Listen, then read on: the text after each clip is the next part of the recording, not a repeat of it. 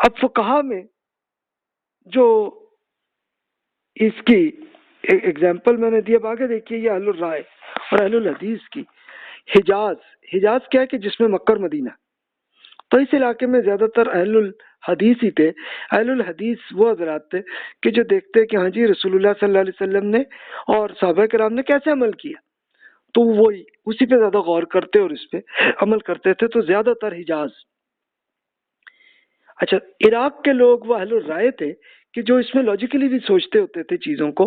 اچھا، ایسا نہیں تھا کہ اہل الحدیث جو ہے وہ کوئی لاجیکلی نہیں سوچتے تھے، وہ بھی لاجیکلی بھی سوچتے تھے، لیکن فوکس حدیث پہ تھا. جبکہ عراق میں معاملہ یہ تھا کہ جعلی حدیث بہت کامن تھی، تو اس لیے وہ بچنا چاہتے تھے.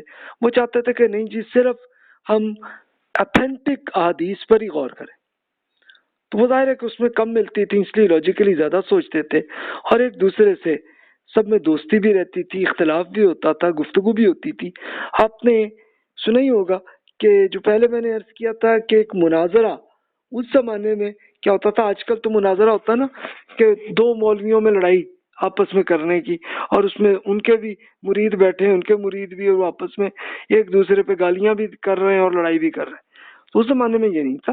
مناظرہ یہ تھا کہ ایک اسکالر دوسرے اسکالر سے ملا، گفتگو کی، آپ کے کیا ریزن ہے، کس بیسس پہ آپ فرما رہے ہیں، دوسرے نے اپنا بیان کر دیا، بات ختم. اکٹھے بیٹھ کے کھانا کھایا، چائے پی، یا جو بھی ان کا کعوہ ہوتا تھا کیا، کر کے چلے گئے. پھر سوچتے رہیں گے، جب غور کیا جس کو بھی جو چیز صحیح لگی وہ مان لی. تو اتنی سی بات تھی، یعنی اتنا کوئی ایشو نہیں تھا، اور دوستی پھر بھی رہتی تھی. تو اب ہم آتے ہیں اسکول آف تھاٹس کیسے بنے. عراق ایک الگ علمی ذوق تھا، اور وہی اب کیپٹل بن گیا تھا بغداد کے. بنو عباس نے حکومت یہیں سے فوکس کیا تھا. تو اس کے بڑے بڑے جو اسکالر بنے ہیں، اس میں سٹارٹ میں ہم صحابہ کرام میں سے عبداللہ بن مسعود رضی اللہ عنہ کو لیتے ہیں، جو 32 ہجری میں فوت ہوئے. تو اس زمانے میں انہوں نے سب کو سکھایا، قرآن کو، حدیث کو، جو جو بھی ان کے علم تھا سب سکھایا. انہی کے اسکالر جو اب بنے، جو انہی کے شاگردوں میں علقمہ 61 ہجری میں وہ فوت ہوئے. پھر ان کے شاگرد ابراہیم النخعی یہ 96 ہجری میں فوت ہوئے. پھر ان کے شاگرد جو ہے حماد وہ 120 ہجری میں ہوئے. تو انہی کے پھر شاگرد تھے ابو حنیفہ رحمۃ اللہ علیہ. ان کا ٹائم 80 ہجری میں وہ پیدا ہوئے اور 150 ہجری میں فوت ہوئے. تو اب انہوں نے ایک بڑا ریسرچ کا ایک میتھڈ انہوں نے ایک یہ سوچا. انہوں نے کیا کیا کہ تمام ممکنہ سوالات پر ریسرچ کے بھی. ابھی تک تو یہ ہوتا ہے کہ ایک اسکالر کے پاس جو کوشچن آئے تو اس پہ وہ غور کرتے ہیں اور اس لحاظ سے بتا دیتے ہیں یہ درست ہے یا یہ ٹھیک ہے، یہ مناسب ہے، اس طرح سے کرتے ہیں. تو بھی ہمیں یہ کرنا چاہیے کہ جتنے پاسبل سوالات ہوں تو اس پہ ہم ایک ریسرچ کر لیں، بکس کر لیں. کہ اب ظاہر ہے کہ اب یہ پیپرز کا پیریڈ آ گیا تھا اور وہ ایزیلی اویلیبل تھا. تو ابو حنیفہ رحمۃ اللہ علیہ نے کئی اور شاگرد جو ہیں ان کو اکٹھا کیا کہ وہ بھی مل جل کے ریسرچ کرتے ہیں. تو وہ خود تھے، ان کے ایک بڑے شاگرد ابو یوسف تھے جو 182 ہجری میں فوت ہوئے ہیں، اور ایک اور بڑے شاگرد بھی ابو حنیفہ کے ہی تھے، محمد بن حسن شیبانی 189 ہجری میں وہ فوت ہوئے ہیں. یہ دونوں بڑے اسکالر تھے. اس کے علاوہ اور بھی بہت سے تھے، اور وہ مل جل کے جو بھی پاسبل کوشچنز ہو سکتے ہیں اس پہ انہوں نے کیا. تو اس کا رزلٹ یہ ہوا کہ یہ سب سے بڑے اسکالر بن گئے. یعنی اب یہ آپ کے پریکٹیکل معاملات پہ جو سوالات تھے اس کے بڑے اسکالر یہ بنے. تو اس لیے کہا جاتا ہے کہ ابو حنیفہ رحمۃ اللہ علیہ یہ وہ اسکالر ہیں کہ جن سے فقہ شروع ہوا. یعنی ورنہ شروع تو پہلے ہی تھا، صحابہ کرام سے بھی چل رہا تھا، لیکن انہوں نے جیسے بہت آرگنائز طریقے سے اس کو کر لیا تو اس لیے وہ بڑے ہوئے. اور پھر اگلا سٹیپ ہوا. اب ہارون الرشید خلیفہ وہ بنے، ان کی حکومت تھی 169 to 193 ہجری میں. تو انہوں نے یہ ابو حنیفہ کے جو شاگرد ابو یوسف صاحب تھے ان کو چیف جسٹس بنایا. اچھا، اگر تو چیف جسٹس ہی بناتے تو پھر تو ایک عدالت کا ہی معاملہ چلتا نا، کوشچن آنسر نہیں چلتے. لیکن انہیں یہ بھی کہا گیا کہ آپ یہ بیوروکریٹس کے پورے میتھڈز، اس پہ بھی آپ یہ کام کر لیں تو اب یہ دیکھیے کہ ان کی ایک بڑی شاندار بک ہے، یہ میں آپ کو اس پہ آپ کو اردو ترجمہ بھی آپ کو مل جائے گا، انگلش میں بھی مل جائے گا۔ ابو یوسف صاحب کی کتاب ہے کتاب الخراج، فائنینشیل مینجمنٹ، یہ ان کی بک ہے، اس زمانے کے، یعنی 182 ہجری میں وہ فوت ہوئے، تو اس سے پہلے ہی انہوں نے یہ بک لکھی ہوگی۔ تو اس میں آپ کو مشورہ دوں گا کہ اس کا کچھ حصہ تو ضرور پڑھ لیجئے، آپ کے لیے انٹرسٹڈ لگے گا سلسلہ۔ اچھا، اب ہوا یہ کہ انہی کے سب بیوروکریٹس ابو یوسف صاحب سے سیکھنے لگے اور اسی طرح محمد بن حسن شیبانی صاحب سے بھی سیکھنے لگے، تو پھر تو یہ ہوا کہ یہ عراق سے تاجکستان، انڈیا، ایران، عراق، ترکی، ہر علاقے تک جہاں تک حکومت تھی اب بنو عباس کی، وہاں پہ ان کا جو اسکول آف تھاٹ ہے وہ زیادہ پھیل گیا۔ اچھا، وہیں سے پھر آگے چلیے تو اب یہ تاجکستان سے ہی لوگ افغانستان آئے، وہاں سے پاکستان آئے، انڈیا آئے، تو اس لیے آپ کو زیادہ تر آپ کو جو وہ حنفی اسکول آف تھاٹ کے جتنے بھی پیروکار ہیں تو وہ زیادہ آپ کو ملیں گے، تو ان میں زیادہ۔ اچھا، پھر اس کے بعد دوسرے اسکول آف تھاٹ کو لیتے ہیں، یہ بھی اسی ٹائم کا ہے، اس کے امام مالک بن انس رحمۃ اللہ علیہ، تو یہ 93 ہجری میں پیدا ہوئے اور 179 ہجری تک ان کی زندگی رہی ہے۔ تو انہوں نے ایک بڑا کام یہ کیا کہ ایک تو یہ فقہ پہ ریسرچ، اور پھر مدینہ منورہ میں 50 سال تک یہ مسجد نبوی میں بیٹھ کے پڑھاتے رہے۔ اچھا، پڑھاتے رہے تو وہ مدینہ ہی رہتا نہیں، ہوا کیا کہ اب لوگ جو بھی حج اور عمرے کے لیے آتے تھے تو وہ پھر مدینہ میں رہتے تھے، سال 2 سال 3 سال رہتے، اور وہ پورے بینیفٹ بھی ان کو ملتے ہوتے تھے، اور وہ امام مالک سے پڑھتے ہوتے تھے۔ تو تب انہوں نے موطا کتاب جو ہے وہ لکھی، جس میں احادیث، آثار سے مراد صحابہ کرام رضی اللہ عنہم اور تابعین نے جو بھی بیان کیا، جو بھی انہوں نے ریسرچ کی ہے، وہ بھی سب انہوں نے اپنی کتاب موطا میں لکھ لی۔ پھر عمل اہل مدینہ پر مشتمل روایات، یعنی انہوں نے یہ بھی چیک کیا کہ بھی وہی احادیث ہی ریلائبل ہے کہ جس میں اہل مدینہ عمل بھی کرتے رہے، تاکہ یہ پتہ چلے نا کہ کسی کوئی جعلی حدیث نہیں ہے، تو اس کو وہ چیک کرنے کے لیے انہوں نے یہ میتھڈ ایجاد کیا۔ اس زمانے میں جو خلیفہ ابو جعفر المنصور، یہ 136 to 158 ہجری کے زمانے میں ان کی حکومت رہی تھی، تو وہ مدینہ آئے، تو انہوں نے یہ ریکویسٹ کی امام مالک سے کہ جی آپ یہ موطا جو لکھ رہے ہیں تو آپ یہ اس کو کمپلیٹ کر کے ہمیں دے دیں، تو ہم اسے ایک باقاعدہ قانونی شکل میں، یعنی گورنمنٹ کی ایک باقاعدہ ایک ڈاکومنٹ کی طرح ایک قانون بنا دوں گا۔ تو امام مالک نے کہا نہیں بھی، یہ نہ کریں آپ اس میں ہر علاقے کے اسکالرز ہیں، ان کا اپنی ریسرچ ہے، تو جیسے ہر جس طرح کر رہے ہیں ویسے ہی چلنے دیں آپ، ٹھیک ہے؟ جو بہت قرآن اور سنت کے جو احکامات ہیں بس اسی کو آپ کر لیجئے کہ آپ وہ ایک قانونی شکل بنا دیں، لیکن اب یہ میرے ریسرچ کو آپ پوری دنیا پہ مسلط نہ کریں۔ اب ہوا یہ کہ امام مالک رحمۃ اللہ علیہ نے جب اتنی بڑی ریسرچ بھی کی اور وہ ہوا، تو انہی کے بڑے شاگرد پیدا ہوئے، اور اس میں جو مشہور ہیں عبد الرحمن بن قاسم 191 ہجری میں وہ فوت ہوئے ہیں، عثمان بن حکم 163 ہجری میں فوت ہوئے، یعنی استاد بعد میں فوت ہوئے لیکن شاگرد پہلے فوت ہوئے، تو یہ لاجیکل ہو سکتا ہے۔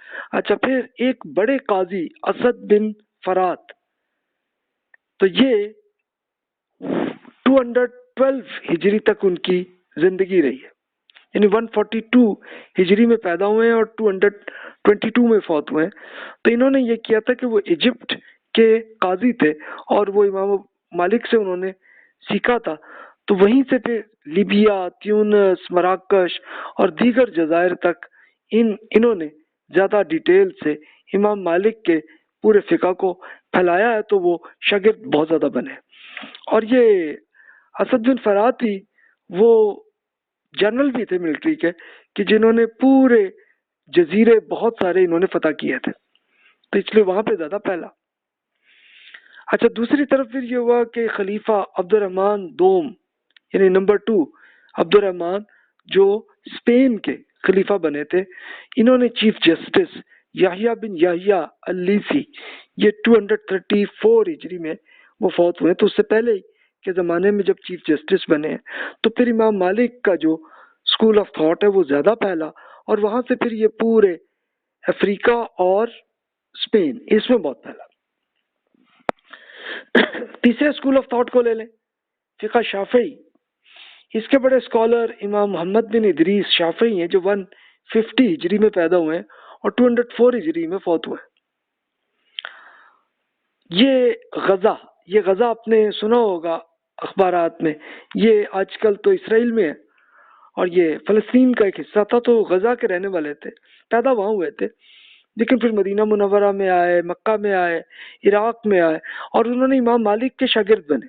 امام شافعی یہ امام مالک کے شاگرد تھے، اور پھر محمد بن حسن جو ابو حنیفہ رحمۃ اللہ علیہ کے شاگرد تھے، تو ان سے بھی جا کے شافعی نے سیکھا، ان سے بھی سب کچھ سیکھا، پوری ڈیٹیل سے سب کچھ پڑھا، ایک تقابلی مطالعہ کیا، کمپیریٹیو اسٹڈی کی دونوں اسکول آف تھاٹس کی، اور طریقہ کار کی جو خامیاں دونوں طرف سے، یعنی مالکی اسکول آف تھاٹ میں اور حنفی اسکول آف تھاٹ میں، جہاں جہاں ان کو لگا کہ یہاں یہ طریقہ ٹھیک نہیں ہے تو انہوں نے پورا کرتے ہوئے تب انہوں نے، ابھی آپ کو اگر فقہ کیسے کرنا ہے تو اس کے لیے پہلی بک امام شافعی کی ہے جو اویلیبل ہے، پہلے بھی ہوں گی لیکن سامنے یہی آئی، تو امام شافعی کی کتاب ہے الرسالہ، وہ مشہور ہے۔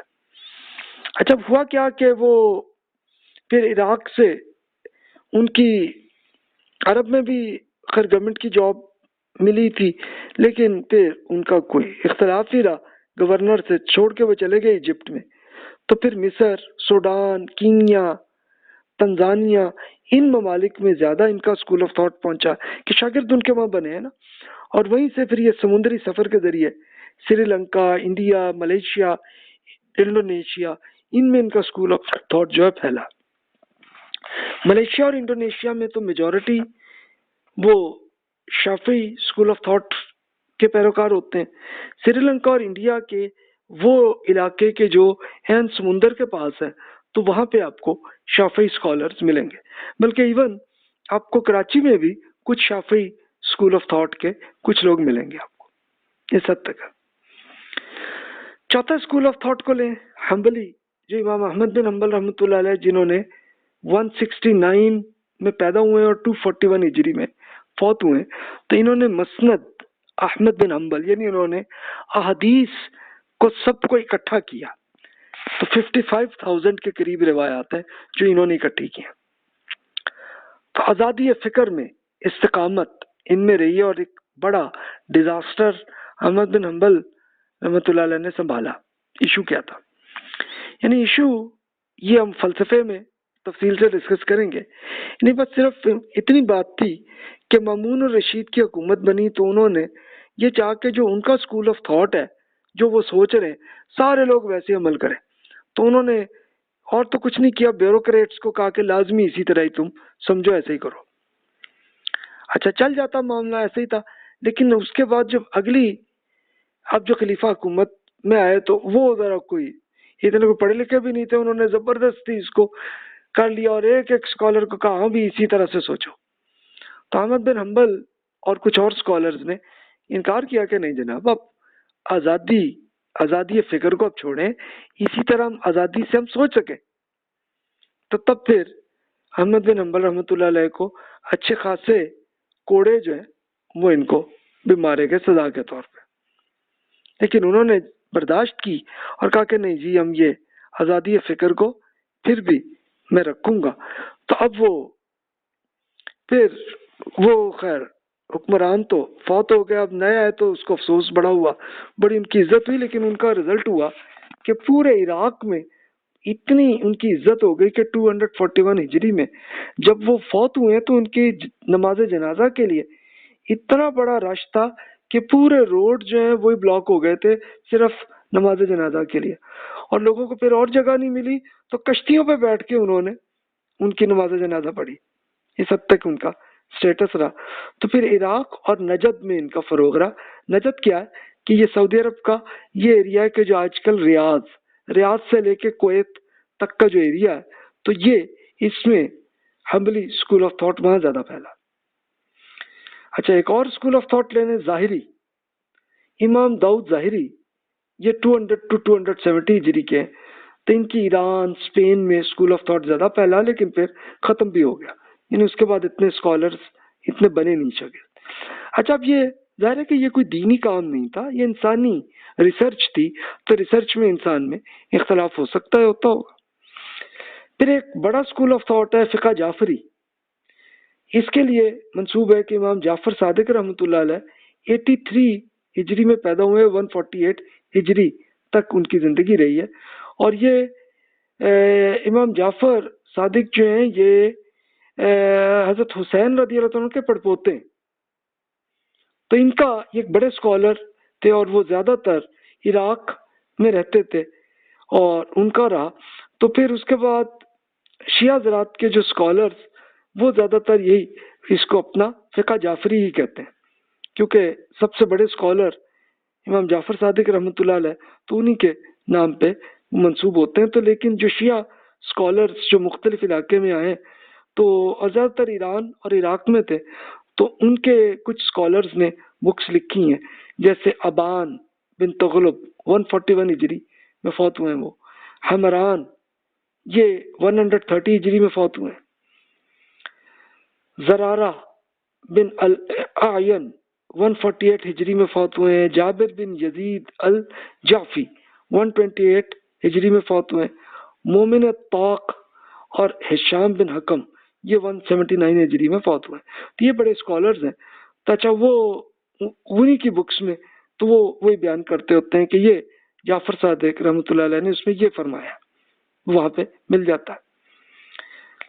ایران میں فروغ جو ہے یہ تو ہوا کہ 1500 عیسوی کیلنڈر سے لے کے 1979 تک تو میجورٹی ایران کی جو ہے وہ شیعہ اسکول آف تھاٹ کو اختیار کر چکے تھے، اور پھر 1979 میں تو یہ ہوا کہ ایرانی انقلاب ہوا، اور ایک بڑے شیعہ اسکالر جو ہیں خمینی صاحب نے پھر اس کو باقاعدہ ایک قانونی طور پر حکومت بھی ان کے ہاتھ میں آ گئی، اور پھر انہوں نے انہی کے جو اسکالرز ہیں تو انہی کا اسکول آف تھاٹ ایران میں چلتا ہے، اور پھر اسی کو شیعہ اسکالرز جو ہے مختلف ملکوں میں جیسے لبنان، پاکستان، انڈیا، تو وہ زیادہ تر انہی کا اسکول آف تھاٹ کے مطابق ہی وہ عمل کر رہے ہوتے ہیں۔ تو اس طرح سے یہ ایک بڑا اسکول آف تھاٹ ہے۔ تو اب آپ یہ دیکھیے کہ یہ کچھ اسکالرز کے نام ہیں کہ جہاں سے مختلف اسکول آف تھاٹ بنے، جیسے حنفی اسکول آف تھاٹ کو دیکھیں تو اس میں حضرت علی اور عبداللہ بن مسعود رضی اللہ عنہ یہ دونوں صحابہ عراق میں رہے، تو وہاں سے علم پہنچا ہے، جن کے نام میں نے لکھے تھے علقمہ، ابراہیم النخعی، حماد، پھر وہاں سے ابو حنیفہ، پھر وہاں سے ابو یوسف اور محمد الشیبانی، اور پھر وہاں سے اور بہت سے اسکالرز میں یہ زیادہ اسکول آف تھاٹ پھیلا۔ حجازی جو اسکول آف تھاٹ جو اہل حدیث زیادہ تھے تو وہ زیادہ تر سیدہ عائشہ، ابن عباس، ابن عمر رضی اللہ عنہم ان سب سے سیکھتے تھے، تو انہی میں سے کچھ مدینہ کے اور اسکالرز بنتے رہے اگلی نسلوں میں، اور اسی میں سے جو مشہور ہیں اوزاعی، سفیان ثوری، لیث بن سعد، لیکن سب سے مشہور ہوئے مالک بن انس۔ تو امام مالک کا میں نے آپ کے سامنے وہ بتایا تھا، اسد بن فرات یہ وہ قاضی تھے کہ جنہوں نے اسپیشلی ایجپٹ سے بہت سارے جزیرے فتح کیے تھے، تو ان کا اسکول آف تھاٹ وہ زیادہ پھیلا، اور پھر پورے افریقہ میں زیادہ پھیلا۔ اچھا، اسی میں کے شاگردوں میں سے امام شافعی تھے جو امام مالک کے بھی شاگرد ہیں اور محمد الشیبانی کے بھی شاگرد ہیں، تو امام شافعی کا اسکول آف تھاٹ زیادہ پھیلا، یہ سمندر کے علاقے میں زیادہ پھیلا۔ پھر احمد بن حنبل بڑے اسکالر تھے، اور پھر اسی طرح داؤد ظاہری وہ مشہور تھے، اور ان کا اسکول آف تھاٹ لیکن وہ زیادہ پھیلا نہیں۔ تو یہ ہے اس میں، تو یہ دیکھیے اس طرح سے اسکول آف تھاٹ یہ بنے، اور یہ انسانی عمل ہے، اس میں ظاہر ہے کہ انسان سے غلطی بھی ہو سکتی ہے اور ٹھیک بھی ہو سکتا ہے معاملہ۔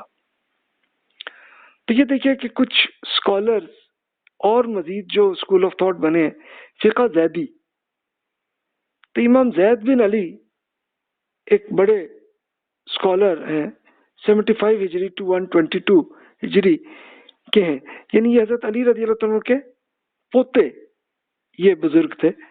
تو ان کی ایک کتاب المجموع کتاب ہے، لیکن ان کا اسکول آف تھاٹ زیادہ نہیں پھیلا. اس طرح فقہ اسماعیلی، یعنی اب شیعہ حضرات کا ایک اندر ایک بڑا اسکول آف تھاٹ الگ ہو گیا تھا، تو وہ اسماعیلی کہلاتے ہیں، اور آج کل وہ مشہور ہے آغا خانی. تو ان کا پوائنٹ آف ویو یہ ہے کہ ان کے بڑے اسکالر قاضی نعمان، انہوں نے بکس لکھی ہیں 290 to 363 ہجری میں ان کی زندگی رہی ہے، تو اس طرح انہوں نے لکھے ہیں. اور ان کا پوائنٹ آف ویو اصل میں یہ ہے کہ حاضر امام کا تصور، یعنی یہ وہی تھا کہ جناب نبوت کے بعد بھی ایک امام وہ اللہ تعالیٰ مقرر کرتا ہے، اور وہ نسل در نسل چلتا ہوتا ہے سلسلہ، اور وہ آج تک موجود ہے. تو اب جو آغا خانی حضرات کے مین جو امام ہیں، تو ان کو وہ بیان کرتے ہیں کہ یہ حضرت علی رضی اللہ عنہ کی نسل میں سے یہ ہے. تو اس طرح سے چلتا ہے. تو ان کا اسکول آف تھاٹ مصر اور لیبیا میں بہت پھیلا، ان کی حکومت بھی بنی لیکن پھر ختم ہو گئی. پھر سندھ اور ملتان میں بڑی حکومت رہی، وہ بھی ختم ہو گئی. یہ جسٹ آپ کہہ لیجئے کہ 300 to 500 ہجری کے زمانے میں. لیکن پھر ان کے گلگت میں بہت عروج حاصل ہوا ہے، تو وہ آج کل بھی زیادہ تر ان کی بڑی تعداد جو ہے گلگت میں رہتے ہیں. اچھا، فقہ آبادی ایک اور، یہ اب خوارج کے اندر سے ایک اسکول آف تھاٹ الگ ہوا تھا. اس کے امام جابر بن زید تھے، تو یہ 93 ہجری میں وفات ہوئے ہیں. تو خوارج میں اعتدال پسندی رہی، پھر ان کی حکومت بھی رہی ہے لیبیا، الجزائر اور عمان میں. عمان میں ابھی بھی ان کی میجورٹی ہے، لیبیا اور الجزائر میں بھی ان کی بڑی تعداد ہے. تو وہ اس طرح سے چلتے ہیں. اچھا، ان اسکول آف تھاٹس کے علاوہ ایک غیر مقلدین کا ارتقا بھی رہا ہے، یعنی کہ بہت سارے آزادانہ فقہ، یعنی کہ آپ کسی اسکول آف تھاٹ پہ خاص نہ رہیں، بلکہ ہم اور اسکول آف تھاٹس جو مختلف ہیں سب کی اسٹڈی کریں اور اس پہ ریسرچ کریں. تو یہ اس زمانے میں بھی تھی اور آج بھی ہیں، ایسے بھی آپ کو ملیں گے. اچھا، اس کے علاوہ اور کچھ دیگر مکاتب فکر بنتے رہے لیکن ختم بھی ہوتے رہے، جیسے عبد الرحمن اوزاعی، سفیان ثوری، لیس بن سعد، ابن جریر طبری، اس طرح کچھ اور اسکول آف تھاٹ ہیں. تو یہ دوسری اور تیسری ہجری کے زمانے کے یہ رہے، لیکن ان کا اسکول آف تھاٹ زیادہ نہیں پھیلا، کہ شاگرد زیادہ نہیں ہوں گے ان کے، تو اتنا نہیں پھیلا. تب آپ مکاتب فکر کو اگر دیکھیں پورے میپ میں، یعنی مسلمانوں کی جو میجورٹی ہے، بڑی تعداد ہے، تو آپ کو نظر آئے گا کہ یہ جو گرین کلر ہے ان ممالک میں زیادہ تر حنفی ہوتے ہیں. یلو کلر میں دیکھیں تو یہاں پہ جعفری اسکول آف تھاٹ کے زیادہ شیعہ حضرات وہ زیادہ ان میں، کہ جس میں ایران، عراق، لبنان اور سعودی عرب کا بھی کچھ ایریا. اچھا، امام مالک کا جو آپ اگر تھوڑا سا اس کو آپ گرین ہی کہہ لیں تو یہ پورے افریقہ میں زیادہ پھیلا ہے. اور بلو کلر کا شافعی اسکول آف تھاٹ ہے، تو وہ زیادہ تر ان ایریاز میں کہ جہاں سمندر کے آس پاس اسکول آف تھاٹ زیادہ پھیلے. اور احمد بن حنبل صاحب کا اسکول آف تھاٹ جو ہے وہ زیادہ تر پھیلا ہے سعودی عرب میں. اور کچھ اور اسکول آف تھاٹ دیکھ لیں کہ جیسے آبادی وہ عمان میں زیادہ ہے، اور کچھ لیبیا اور الجزائر میں ہے. تو اس طرح سے اس طرح سے آپ مسلمانوں کی حکومت کو اب اس طرح سے ڈیوائڈ کر سکتے ہیں. تو ایسے چل رہا ہے.